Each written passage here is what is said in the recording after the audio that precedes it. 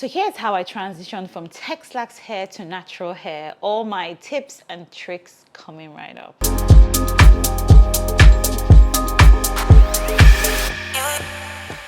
Hi guys, it's Ifyokoi here. Welcome back to my channel. If you're new here, please hit the subscribe button. If you're not, welcome back. In this video, I'm going to share my journey on how I transitioned from Texlaxed hair to natural hair without the big chop. And also, I'm going to be listing my tips and tricks on how I was able to transition from Texlaxed hair to natural hair. So before I dive right in, I'm going to share with you guys my transitioning story. It's very interesting and you don't want to miss it. So for everyone that knows me, everyone knows that I loved my Texlaxed hair. I have videos about Texlaxing and why I was such a huge fan of Texlaxing.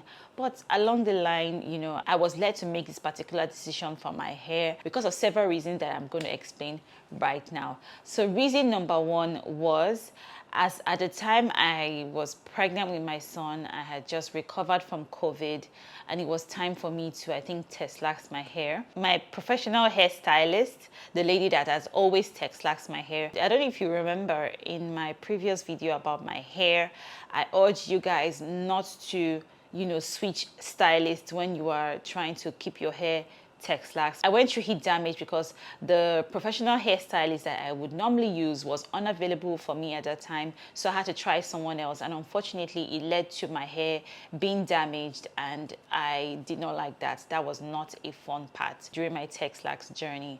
So anyways, when it was time for me to Texlax my hair again, this was in 2021 when I was pregnant with my son. She was unavailable, she was pregnant, so I just made the quick decision to, just go natural. Also, my kids influenced my journey from Texlaxed hair to natural hair as well. One day I'd come back from the salon, I'd Texlaxed my hair, I'd stretched my hair, and my daughter made a statement saying that, she wished that her hair looked like mine. I was like, wait, hold on, girl. We have the same type of hair. We are Africans, we have curly hair. Mine is just, stretched out. And she was like, no, I don't like my hair. I like your hair. And, that line stuck with me for the longest. And I didn't like the fact that she wasn't confident enough in her hair after seeing my own hair. And then she was playing with her cousin the other time, and she saw her cousin had just used a texturizer and her hair was really straight. And she made the same statement as well. And I had to tell her that your hair is beautiful. You need to learn to embrace your nappy curls. They are beautiful. And, I think I needed to be an example for her and her sister.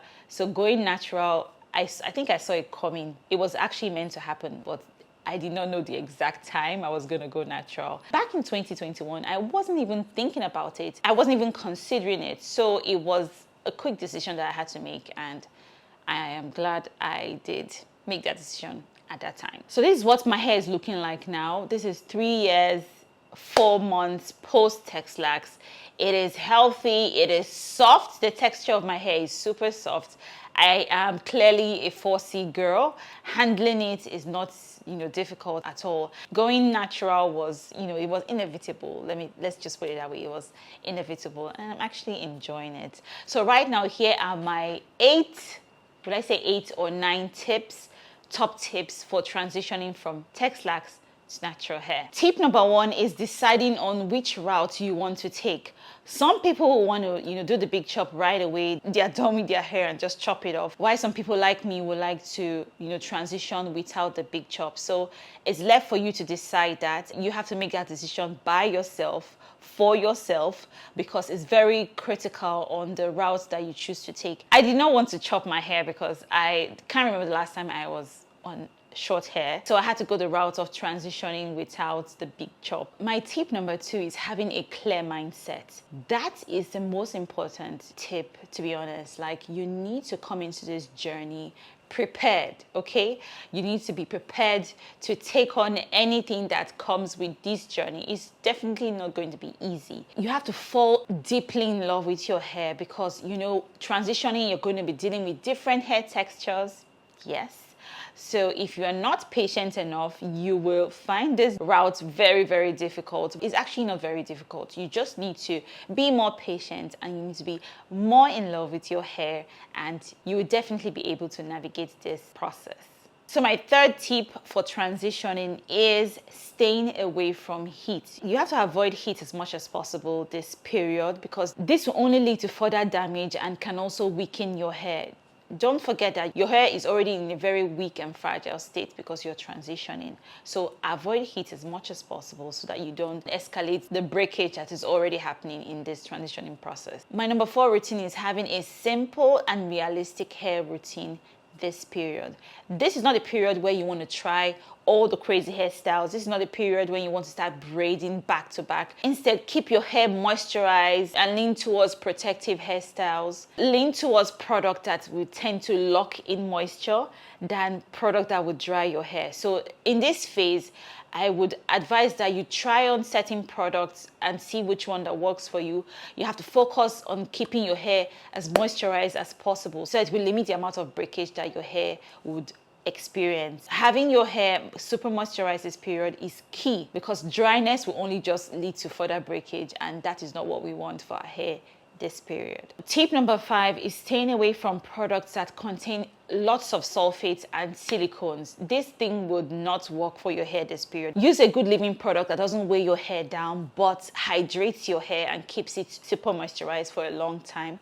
Aim for those kind of products. Also go hard on the LCO method this period. It worked so well for me. When I use my leave-in conditioner, I would also go in with a buttercream. Buttercream are so good for your hair because it locks in that moisture and keeps your hair moisturized for longer. Tip number 6 is for you to consider styles that require little or no manipulation. So opt for styles that you can easily refresh or restyle like once a week. I would opt for protective styles that had little or no manipulation, like cornrows. One of my biggest ways to keep my hair protected was putting my hair in cornrows and wearing wigs. Wigs was like, for me, the ultimate protective style for me. I wasn't trying anything else. I was just keeping my hair plaited in cornrows and wearing wigs. I could put these wigs on and take them out and make sure that my hair and edges were hydrated all the time. So while we are also trying to reduce the amount of times we are refreshing and restarting our hair, I would like to make emphasis on this particular point. So the protective styles that you should do, make sure that your ends are properly tucked in and nothing is pulling or snagging on them behind, because the tip of our hair is very dry, and also prone to breakage as well. So make sure you are keeping the ends of your hair wrapped and pinned up. Okay, no matter the hairstyle you're doing, make sure you focus on your ends especially, okay? Tip number 7 is to get regular trims. This was very important for me when I was transitioning because I did not do the big chop. So when my new growth started to come out, I ensured I took regular trims every 3 months, to be specific, to make sure that the ends of my hair was protected and the split ends were gone so that they don't lead to any further damage or breakage of my hair. Now, this is also my final tip. My 8th tip of the day is to sleep with a satin scarf. Silk or satin scarf, anyone that's available to you. Ensure that you are properly scarfing your hair while you go to bed. When your hair is moisturized and you sleep in a silk or satin scarf, your hair stays moisturized for longer. It's not going to dry out your hair. So I would encourage you to use silk or satin scarf, or some people prefer silk or satin bonnets. Anyone that is your preferred choice. Ensure that your hair is being protected, is being scarfed anytime you are going to bed or lying down in your living room, or during the day if you're home. You can just throw on a scarf and just keep your hair in the scarf all through the day. That is also an option. So also, this silk scarf will keep your protective styles looking more beautiful for longer periods. So that is why I actually opted for silk scarf, because when you scarf your hair down, it stays in place and doesn't move. So my protective styles are guaranteed to last longer with silk scarves. And then this is my last and final tip. Most of you will find this tip very interesting or funny or amusing. But if you cannot go ahead with being natural, please, I will advise that you switch back to what works for you. This natural hair journey is not for everybody. It is actually a very tedious task. It's like you have signed a contract with this hair god somewhere that you are going to keep this hair moisturized and healthy. It is taxing. It is something that, you know, most people don't really talk about how tedious it can be a natural, you know.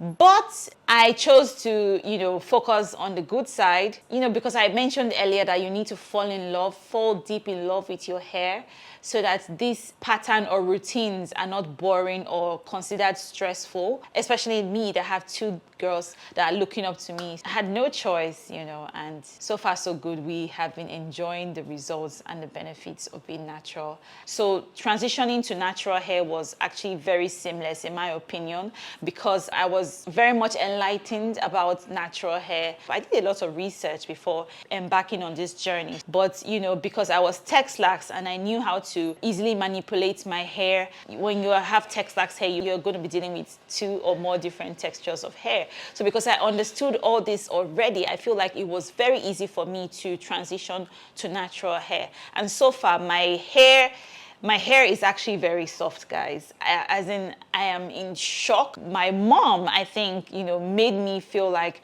my hair was so strong as a child, because she made emphasis on me having, you know, very strong hair, and hair that she could not even manage as well. I remember she even had to cut it off at some point because she said my hair was too difficult for her to manage. But I just realized that my hair texture is actually so soft. I actually spend less time in the salon trying to get this hair to look like what it is today. So that factor alone, something that I found exciting, you know, the fact that I don't get to spend as much time as I would normally do when I was Texlaxed in the salon. Oh my God. Oh my God, that was just pure bliss for me. But anyways, thank you guys for tuning in. Hope you learned a thing or two from this video. If you follow these steps just the way I have arranged them, you would understand that it's very easy and very seamless to actually transition.